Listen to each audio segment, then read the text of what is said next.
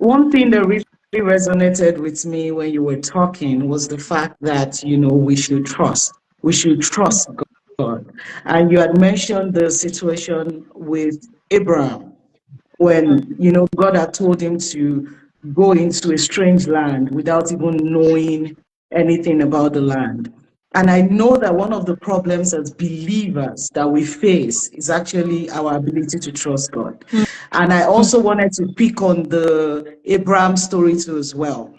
The fact that I think the greatest aspect of Abraham's life where he experienced and showed God that he did trust him totally was the part where, God had told him to sacrifice his son. Sure. That was the part that I'm like, for you to be able to say, go with me. And even when the son was saying, we have the fire, we have the wood, we have everything that we need. Who is the sacrifice? Where is the sacrifice? I'm very sure that Isaac too was not too young to know that I might likely be the sacrifice. I hope this man is not trying to. So I feel like that was the point where Abraham's trust was tested to the fullest.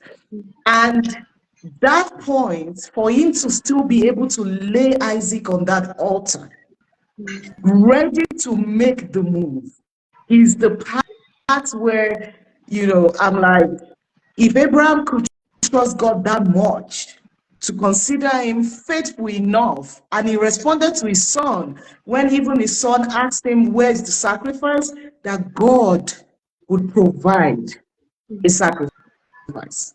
And what that just told me is that there is nothing that we're going through, there is no thing that God would demand from us that is not able to provide. So in our journey of purpose, in our journey through life, there is nothing that we would have to sacrifice that God would not be the source of the sacrifice. So we should keep our worries, our anxiety, and put it on the back burner and just trust God enough to be able to know that He is a faithful Father. There is no temptation that we're going through that is not common to man. He's faithful, irrespective of